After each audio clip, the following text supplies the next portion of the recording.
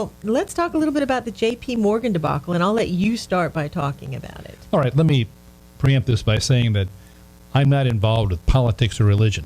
Okay, what I'm talking about is business, and I'm not conservative or liberal. I'm pragmatic, and I'm a realist. And I say that because, referring back to my financial services background, I was the top division out of 18 divisions of the nation for a major, in the name you'd recognize, a financial services company. Had 52 employees, 135 agencies, 300 brokers. So we were on top. So my background in financial services is very strong. As I said, I had been a stockbroker with E.F. Hutton. Actually, if E.F. Hutton did today what they had done now or before, they would not have been removed from the business. They pulled the plug on them. Right, you'd be probably talking to us from behind bars. No, because oddly enough, thanks. The only time I was behind bars, literally, was when I was billeted in a jail. Really? When I was in the military, yeah. They had no place to put us, so they put us. Well, the cot was kind of hard. I wouldn't recommend it. But you were very secure. Well, yeah, that's true. But that's the only time I'd rather be. Thank God they didn't close the door. I know what they mean when they say slam, because it sounds like a slammer. Anyway, I was there to investigate some of the shenanigans that the brokers were doing, unbeknownst to them. It was kind of an undercover thing. So I was insurance licensed and Security 7 licensed. And these guys, believe it or not, were putting through when you get a life insurance policy that show you the return, where they were showing returns on life insurance policies by putting it through their own personal computers at 18 to 22%, for whole life insurance. Obviously, that was fraud, big time. But they were really removed from business because they had broken what we call the Glass-Steagall Act. Now, what the Glass-Steagall Act does is this, and I know you have some information on it. It does several things. Number one, it separates investment banking, which would be stock brokerage and investment bankers there, from normal commercial banks, and then also from insurance companies. In the last 3 months of President Clinton's term, and I'm going to have to talk about Democrat and Republican here because that's the way it was. Democrat Bill Clinton had a Republican House and a Republican Senate. Senator Phil Gramm, Republican from Texas, pushed to have the Glass-Steagall Act rescinded. I knew when that happened that all hell would break loose, and it did. Mm-hmm. It obviously did. Now, once you allow the fox in the hen house, your hens are gone, and that's where we are. All of this business through the previous 8 years here until the last 3 years of the casino gambling, and I'm talking about banks, and these are casinos. What they're doing is betting. There's something called derivatives. A derivative is a bet, and it's literally a bet, because what I'm doing is I'm saying, okay, I'm going to bet on this side that this is going to come through. I'm going to bet that this investment I'm making is going to win. Pay out. Mm-hmm. Exactly. Now, on the other side, I'm going to bet against myself. Really? Oh, yeah. Now, see, this is an area I know so little about, so that's why I'm so glad you're here with us tonight. A lot of people don't. And then you get into derivative viaticals. What happened with the pension funds was that they were setting up the pension funds, the mutual funds, the 401ks, that's what you people own out there, and they were saying, wow, guess what? We've got an investment for you. On the other side, they're betting against the very investors they have. Really? And taking their money. Now, that brings us down to where they are today. As a matter of fact, the other companies that were betting on derivatives happened to be Enron was one of them, and you've heard of them. Of course. AIG was another one, and it's strictly a form of gambling. Now, let me clarify something for the listeners. So from what you're saying to us, apparently the banks were not allowed to do much speculation with the Glass-Steagall Act. That's correct. But once that was rescinded, they were allowed to take a lot more risks than they'd ever been allowed to take before. And not only did they take risks, but they merged to the point where too big to fail became a common statement. Oh, yes. It's being quoted again and again with this new J.P. Morgan mess. Going back to a former president, Theodore Roosevelt. Okay, Teddy Roosevelt was assassinated. A lot of people aren't aware of this. He was actually shot by an assassin. And I'll tell you why. Because he was a trust buster. He busted the Standard Oil. He busted the railroads. In fact, he broke them apart. Just like now we should break the banks apart. They were so angry with them, they had an assassin. But Teddy Roosevelt survived, and I'll tell you why. He was quite a speechmaker. He was plain cussed mean. Well, yeah, that's true. The bull He moose was a party, toughie. yeah. Yes, yes. But he also was a big talker. He had a speech, a 3-hour speech, that he had together folded in his vest pocket. And they shot him in the heart. And, of course, he was saved by his own hot air, if you will. Interestingly enough, he's my husband's favorite president. He has told me that story before, but I'm sure most people don't know this one. You're right. And that's another, and that brings up another point. He was very wise because he said, listen, we have got to promote the middle class, exactly what Teddy Roosevelt said. Mm-hmm. Early on, after that, there was a guy named Henry Ford. And Henry Ford one day decided, I'm going to pay my workers $5 a day. They were planning to assassinate him. And he's called Bessemer, Steel, Rockefeller, Standard Oil, Frick, Steel, all these companies, Pullman, railroads. And he said, listen, guys, I know you don't like this, and you're going to have to pay your people more because I am, but let me tell you something.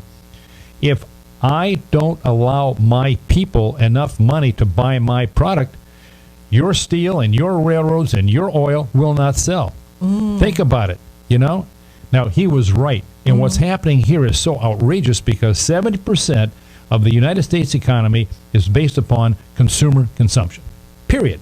And why is that? Because we're members of the middle class, but the middle class has a penchant to spend. It goes in this hand, it goes out that one. Well, that's a bad thing, but it's not a bad thing. It's a good thing because it keeps that market economy rolling. So now we're going to kill the goose that laid the golden egg. We're going to take, where some of these states now have what they call right-to-work law. Well, maybe right-to-slave law. I don't know. But the point is that when you start depressing that middle class, you are depressing your economy. And I'm giving you some background. Is it okay? Oh, definitely, because later on in the show, I'm also going to talk about other companies behaving badly, and some jobs issues that are related to what you're speaking of right now. So that's very pertinent. Oh, yeah. And it truly is. And you look at Republican Eisenhower. He had been in Germany during the war. Of course, he was the general for the U.S. Army, Allied commander. And he saw the Autobahn, and I've been on the Autobahn. And he realized that here's the Autobahn. The Autobahn, by the way, is in Germany. Superhighway system. Superhighway where I believe you can go almost any speed you want. I think there's an upward limit, but you're allowed to go quite quickly on it. There's a minimum limit. Oh, is that what it is? No, but you can go as fast as you want. I remember driving one day. You want to hear this little information? Yeah. I was driving one day on the Autobahn. I had my cousin, ex-brother-in-law, actually, on the other side. And I'm driving a Mercedes, 5-cylinder diesel. I'll never forget it.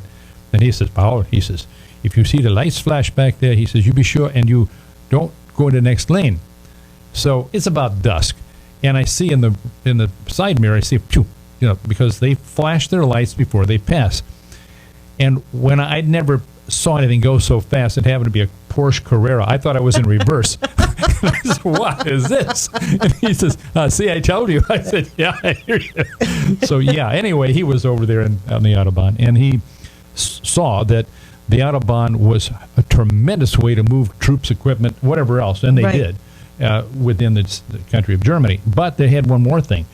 Every so many miles, they have one straight mile. That mile is there to land and take off warplanes in the event that they need it. Now, Eisenhower was bucking his own party in the Congress, both House and Senate. They were against him putting in the superhighway system in the United States. They were against him. I mean, these people are backward. So what did he do? He said, well, I'm going to call it the National Defense Highway System, and then explained what he was going to do. All of a sudden, they were all on board. But why did that have to happen? It's commerce, okay? It's just like, and I'm not being political, this is strictly business. This governor of Florida here, who I happen to lose a lot of money on when he was the CEO of HCA Columbia. Yes, many people did. I'm sorry to say. You don't want to know that story and how I feel about that, right? No, I'll be okay. I'll just commit the Fifth Amendment 70-plus times. So they were going to give him $2.5 billion for a train system to go from Tampa to Orlando to Miami. Now, I go to Orlando frequently. It's a nightmare anymore to go over the there. traffic's to drive. horrible there. Impossible. Yes. So it would have brought business over to the West Coast, to the Gulf beaches, And etc. freed up some of the congestion in Orlando as well. Right. Right. So for political reasons, he turned it down. $2.5 billion, 26,000 jobs. So, again, I'm talking about business here. I'm not talking about politics. I have nothing to do with politics or with religion. Oh, Well- by the way, I would like... Go ahead. Oh, we're going to need to take a break right Okay. now. Our producer is signaling us. But, Paul, don't you go anywhere. This is Dr. Drake. I'm with Dr. Paul. We're going to talk more about J.P. Morgan and companies behaving badly just in about 5 minutes. Bear with us, and we'll see you here in just about 5. And this is Dr. Drake. Do call us if you'd like to talk to me or Dr. Paul Vihorn, who is with us this evening. The toll-free number is 866-826-1340. Again, that is 866-826-1340. Thank you so much for hanging out with us tonight, Dr. Paul. Oh, it's my pleasure. I'd just like to say thank you to all my fans who emailed, and I had many, many emails wishing me Happy Mother's Day, but I'm not going there at this time. It's true, it really is. I know. When I don't understand my fans at all. I had I'm regional director of this company and financial services, and every Friday before Mother's Day, they'd take me out for drinks and give me Mother's Day card, and they all signed it. I had no idea what that meant, none whatsoever. Back to derivatives and hedge funds. Let me tell you a little more about that before we go into Jamie Dimon. Yes, Poor and Jamie. J.P. Morgan. Oh yeah, that's the deal.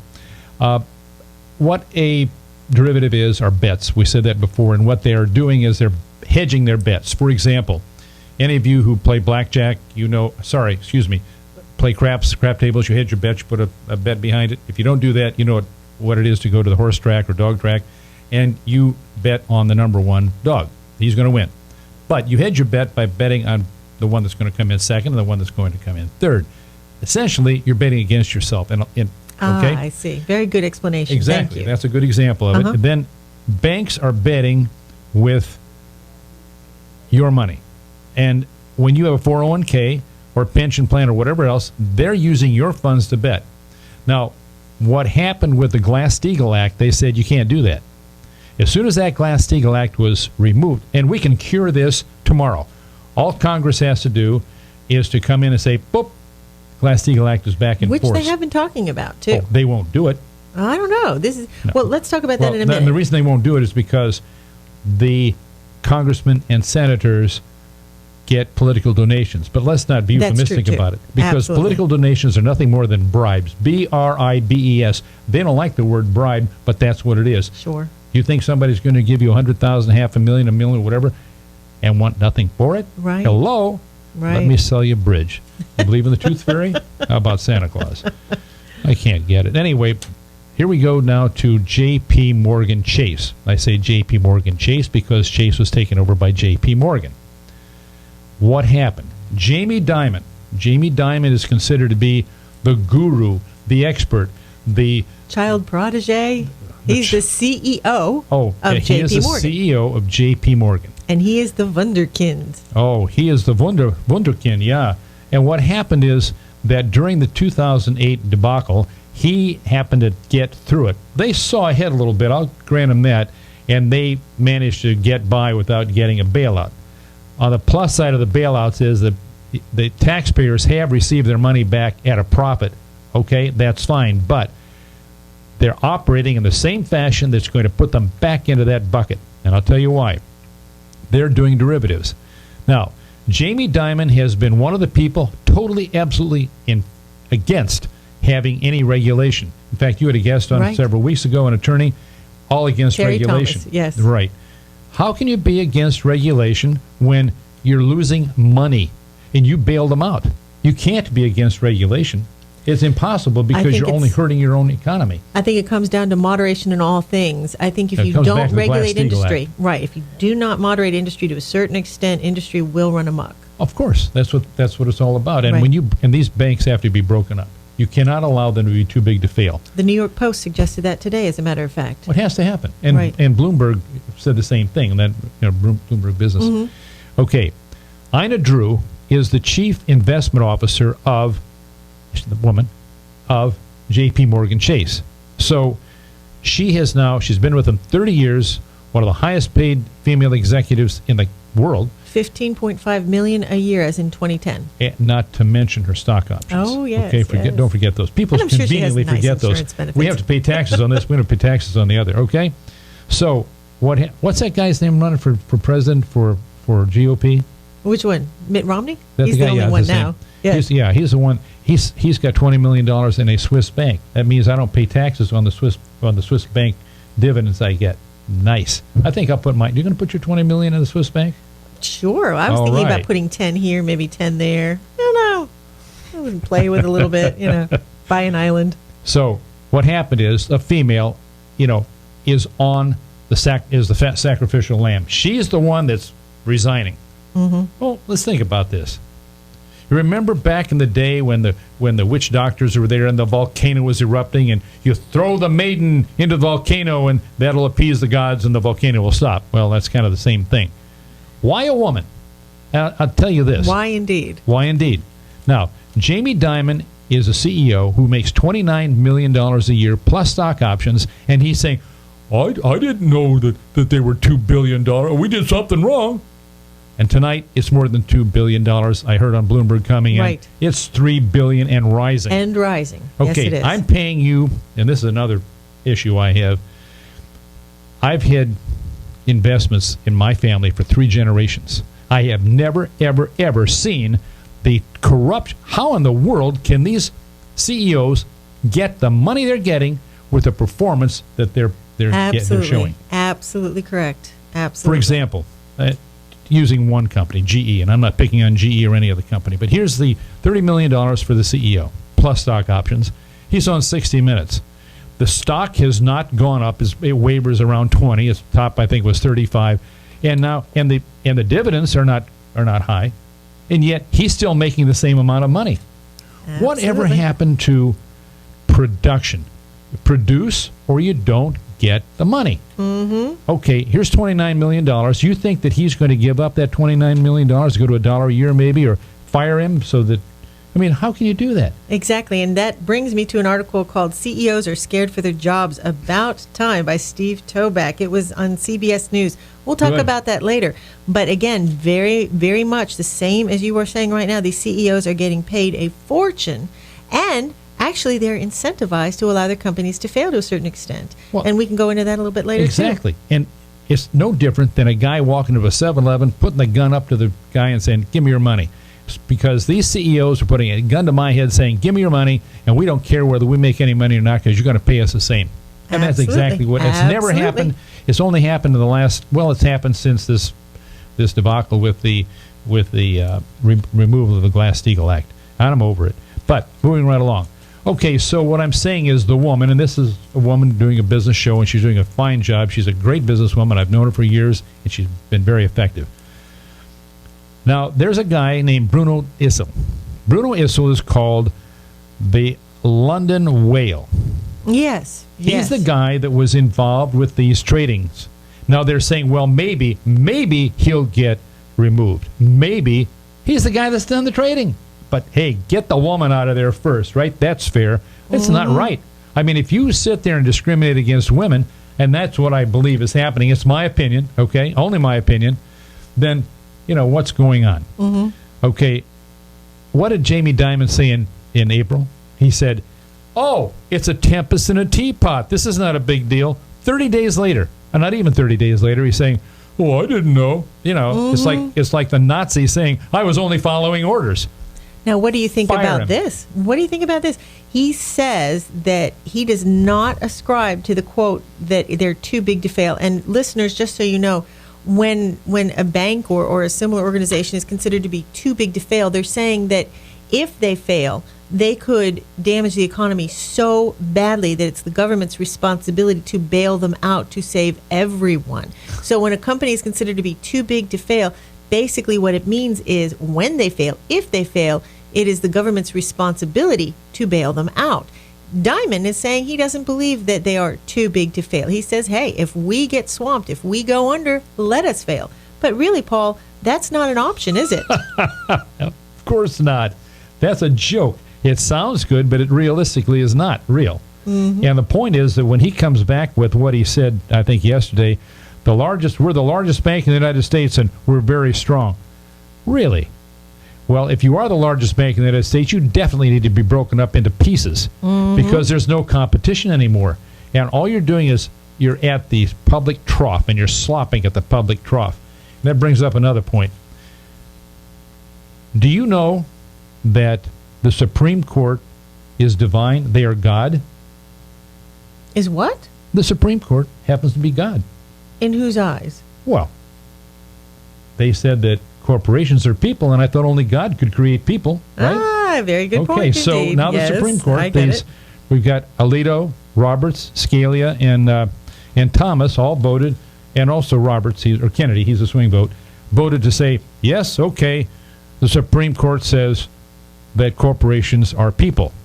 You know, I'm surprised that I haven't heard a rabbi or a minister or a priest or anybody else come forward and say, wait a minute. You know, that's against God's law. You can't create people. You're not, what did you do, clone people and make corporations people? I mean, look, think about it. They're demigods, and we created people. They're called corporations, but they're people. That's nonsense. Yes. And then we have this guy, what's his name again, that's running for office? I don't know. Romney. Yes, okay. Yes. He says he agrees with that. Corporations are people. It's been standard, though, for quite a long time. No, it hasn't been until Since the court case came up where they said that, I can't recall the name of the group that went after the American something, but they said AACP? No. This was something I can't recall the name of the group. ACLU? Maybe the producer knows. Okay. But they had come up with this and said, okay, they should be able to donate any amount of money they want to because they're people. Yes. And I so understand the Supreme what you're talking Court about said, who was it? I don't know, but I know that it was a question of donations going to elected officials. Right. And so for corporations to be able to donate, they needed to be seen as complete people. and separate entities, as not human beings, but as an entity that could donate. No, but Basically, they said functionally, corporations are people. Yes. Corporations are an entity that's been created, and they can't be people because they can run forever, which means they're immortal, making them gods. But the whole thing As in is the Greek pantheon. it's with upside little down. G. Yes. It's totally ridiculous. Right. And we're sitting there saying, oh, yeah, corporations are people, duh, they breathe. We'll send them to the hospital, put them on Medicare. I mean, what's that all about? That's the dumbest thing I've ever heard. But yet, the American people sit there and shake their heads. Whether a book once called The Nation of Sheep, and I think we're there again. We're sheeples? Sheeples, yeah, exactly. Yeah. Very good, sheeples. So that's kind of pretty much what I had to say about it. I think that you've got to understand, you're in this. You have a pension plan. You're in a state that has a pension plan, like the state of Florida, that lost a tremendous amount of money because of these shenanigans, and nobody's checking them out. Well, in the New York Post, where he speaks of breaking up the banks, and interestingly enough, he starts out by saying the $2 billion loss, which we know is already up to $3 billion. But he's talking about how they need to be broken up. And one of the things that Diamond argues is exactly how do you break up such a big company? And of course, I'm sure we all have ideas. A $29 million a year man with stock options says, oh, how do you break them up? Yeah, I don't know what if to you do. can't figure it out and you're in that position, you don't deserve to be in that position, right? Exactly. And he says that the biggest problem, of course, when a company is this big, is that it's almost impossible to regulate. And when it does fall, it will fall with a monumental crash. Oh, yeah, right. Well, no, Charles Gasparino, the author of this, says that, it's just so monstrous. I mean, it's a Goliath. You are going to have to break it up to have it be manageable and certainly to control the losses. You ever hear of David? Oh, yes. David and Goliath? Huh? Yes. Okay. Guess what? The big fall. And they're going to fall hard. Do you think that's going to happen, though? What do you think is going to come of this? I think that what's going to happen is the Europeans and possibly the Chinese are going to say, no more of this nonsense. You put us here before, you're not going to put us here again. Either break them up or we're going to stop doing business with you. Mm-hmm. And guess what? They're going to stop doing business with them. Oh, and another point. The United States of America has been a AAA credit-rated company since its inception. Right. But unfortunately for the Republican Party, another party called the Teabag Party has taken them over. And that's not right. The Republican Party had always been a moderating influence. Now they've got these fanatics. If you've got a separate party, then you got to list yourself as a separate party. You can't jump in and it's like some sort of alien taking over somebody's body. I mean, that's what it seems like. And so they sit there, praying to Grover Norquist, who says no new taxes, and I'll hand you my manhood, and I'm going to say whatever you say. This guy, Grover Norquist, you know who he is? He was a contemporary colleague of Jack Abramoff, who went to prison, but somehow he got out of it. But he's sitting there holding all the cards and holding the Congress at bay. And why did Standard & Poor reduce the rating of America? Not because of the rating, but because of the political instability. That's a factor in any U.S. or any government that happens to be looking for credit. Well, let me ask you about the Glass-Steagall Act some more.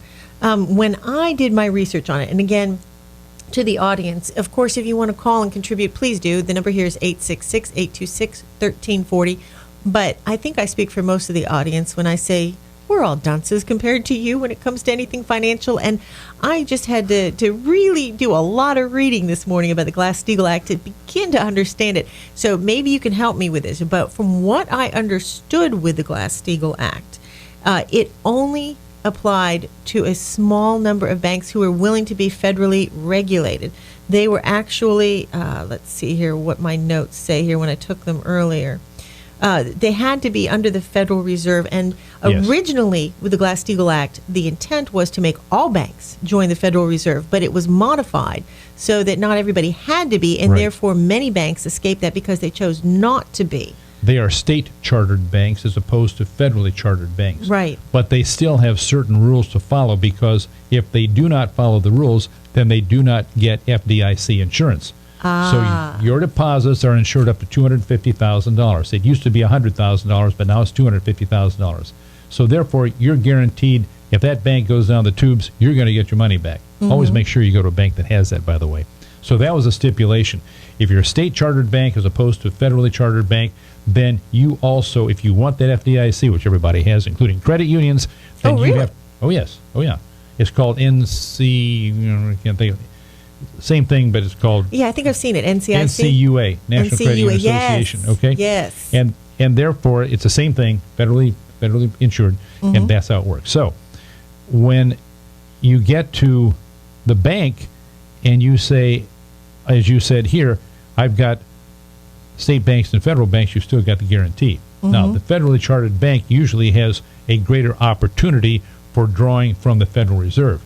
Now, when a bank fails, as you know, then you are guaranteed your deposits.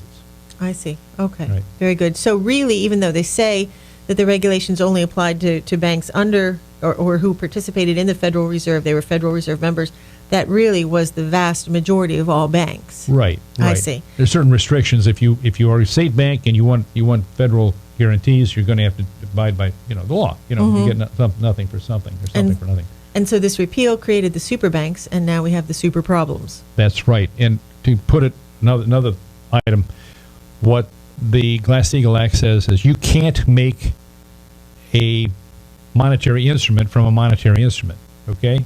Right. I remember reading that. Explain that to us. Okay. What that means. You know what? Our producer's signaling me that we need to take a break. Okay. But hang with us, audience, and we will be back shortly with Dr. Paul Vihorn about the J.P. Morgan debacle and companies behaving badly. This is Dr. Drake. And this is Dr. Drake. I am joined by Dr. Paul Vihorn, who happens to have a relationship show from 9 to 10 tonight following mine. I do recommend you listen in. I've always loved Dr. Paul's show, and I've listened to it since the late 90s. Oh, my. Wow. That says something, doesn't it? What's happening here? Yes, indeed. Yes, indeed. I remember Mensa. Yeah, I've got a background in financial services. My PhD is in behavioral psychology. And oddly enough, when I was head of this regional manager for this company, division actually manager, we had my department heads were all MBAs. Very nice. So at least you respect degrees, which, actually reminds me too, speaking of companies behaving badly, what do you think of this whole situation with Yahoo? I just want to ask you this real quick before we get back to what we were talking about, but what do you think about Yahoo's decision to fire Scott Thompson because his resume was misstated? I mean, some people are saying he lied. I suppose you could say he lied about it, but it doesn't seem like it was a major lie. It was just a difference in the type of degree, not the degree that he actually had. And even though he's fighting cancer, thyroid cancer, they apparently feel that it's best to sack him at this point. Do you agree with that? I mean, I have mixed feelings about this. Well, I understand how you feel, and I'm sure a lot of people have mixed feelings about it. In that case, there's a hedge fund. I'm trying to think of, what is it, Starfire? What's the name of the hedge fund that owns about 20% of the Yahoo? Mm-hmm. And Yahoo has been tanking, okay? Right, it has. In fact, this hedge fund, and I don't recall the name of the hedge fund, has about, let's say, 20% of it, and they're saying, hey, look, you're tanking. We want to get rid of the board of directors. We want to get rid of the officers. You want to clean house and start over. Now, they have enough leverage with that where they can find some others that go along with them. So they threw this guy to the wolves to satisfy that. Just not too different from what Jamie Dimon does to Ina and says, hey, listen, we'll throw this woman out the door and maybe throw her under the bus, and maybe that'll satisfy the sacrificial lamb. Exactly. Just like the maiden in the volcano. That's it. Oh, that'll satisfy the gods, right? Right. So essentially, I think that's what's happening here. Yeah, and they said he actually was doing a very good job. He was going in there and getting Yahoo on the right track, and now all of a sudden this is a reason, I guess, to fire him. And maybe they're hoping, too, that it will make it look as if he was responsible for all the problems in Yahoo. And not only that, but the hedge fund wants their own guy in there. Right, just like so with Ina. This is the way to clean house. It's all political within business politics. Okay? Right. Going back to this business about the Glass-Steagall Act, what it says is you cannot make a financial instrument out of a financial instrument. For example, I have all these mortgages out there. So what I'm going to do is slice them and dice them and make them into securities. And then I'm going to take these securities and sell them all over the world. What have you created? Have you created any value? Was there any money that expanded as a result of this? No. But you're going to, it's like, poof, bring it out of thin air, and here's the value. So I have $1 million worth of securities in all of these, mortgages and all these securities, and that's a slow number, 1 million. Just use that for example. Then I'm going to sell them all for, when I get done with it, maybe 120 million or 130 million or maybe 150 million.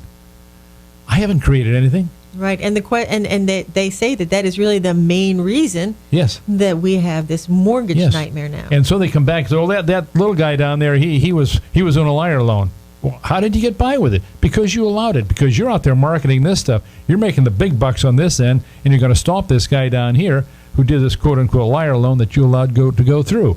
The point is that you're the liar because you sat there and made something of nothing.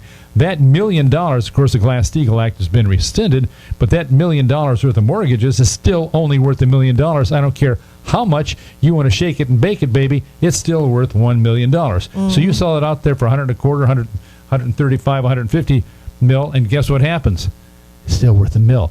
And everybody bought the farm on that basis, including pension funds, mutual funds, your 401k, and the banks. And guess who bailed these clowns out? The United States. Yeah, our taxpayers. They did get money. They did get their money back from the bailouts. From what I understand, not all the money has been returned yet, though. It's still in process. Most of it has been, and there's been a profit on some of it. General Motors, thank God they bailed them out. Right. And General Motors' profit has been terrific. But the taxpayers made some real money on it. Good. I just don't want to see them do it again because it played hell with the financial structure. And yet the it's middle scary. class. Do you think they're going to try to do that with J.P. Morgan? Or do you think J.P. Morgan can weather this? J.P. Morgan ought to be broken up. All the big banks, Bank of America, notorious. Break them up. Oh, Bank of America, yes. It's just, look what their stock went to.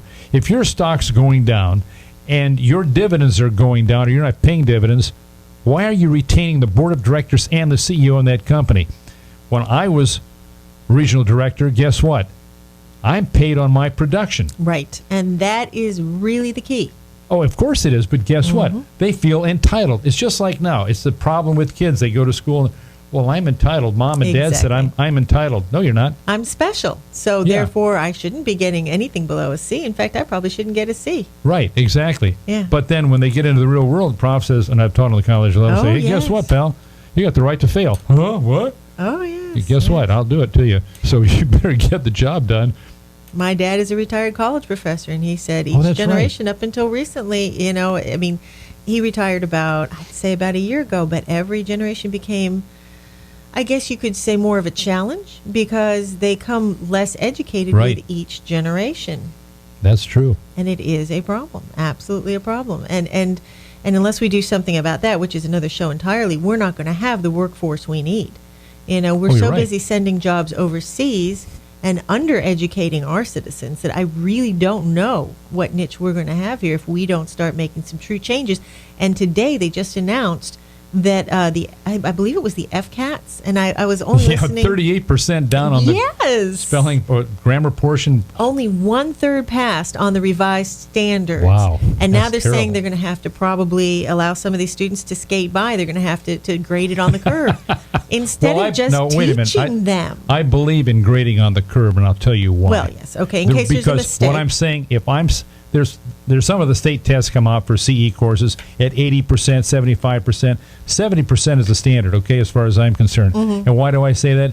Because what you're telling me is I'm so good at testing that you ought to be able to get 75 on this. And there are private companies doing this. I'm so good at creating a test, you ought to get 80% on this.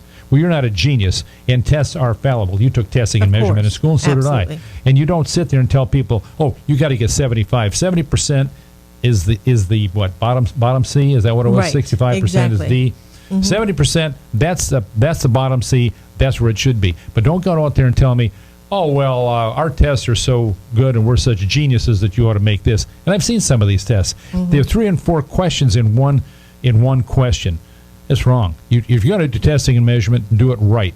Absolutely. Another thing, vouchers. Let me tell you about vouchers. Well, let's save Okay. that for next time, my dear. All right. Are we there already? well, we're getting low on time, and I want to Okay. tackle something more with J.P. Morgan right. because I Good. wanted to ask you if you could solve this today. How would you go about solving this J.P. Morgan mess? Now, I know that would make you probably stronger than even the president, but how would you advise going about solving this mess? I would put J.P. Morgan Chase into receivership. I would dissolve the board of directors. I would remove the CEO and all the executive staff. I would then turn around and break them up into the variety of banks that they were originally, and then I would appoint them to get their act together and get their proper boards of directors and CEOs for each one of the divisions. That's what I would do. Interesting. And I would make that an example for the rest of them. And I'll tell the rest of them, you got 90 days to do the same thing. If you fail to do it, we'll do it for you. Interesting. Now, that would involve an act of Congress, correct? No, Really? not at all. And I would reinstate, of course, the Glass-Steagall Act. Uh-huh. And watch them scream. But Congress is going to raise hell about it because they are owned by these investors, Banks. these banks. Definitely. I mean, this is the way it works. Yeah, So it goes. absolutely.